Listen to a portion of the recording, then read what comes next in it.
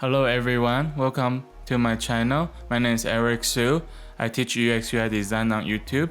Today I will be talking to you guys about how to optimize images for website and apps. If you guys haven't subscribed to my channel, go ahead and subscribe. One more thing, I launched my personal website last week. It is ericksudesign.com. If you guys are interested, please go check it out. My previous video, I have talked about how to export clear image from Adobe XD, and the clear images are good, but when your website loads slow because high quality image, that's not good. The speed of the website always trumps how the website looks.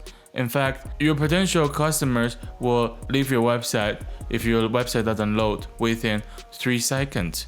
47% of people expect your website to load under 2 seconds. I think for your portfolios, people might be a little bit more understanding that a very large image that might load a little bit longer, but we don't want it to be loading slow. So I'm just gonna take this project as one example.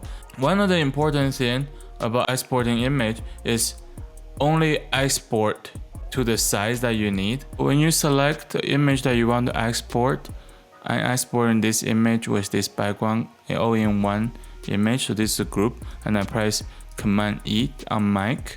I believe it's Control E on PC, and then exporting this one group, and then go to Creative Cloud, and you see now I have this image. So let's get info on this image.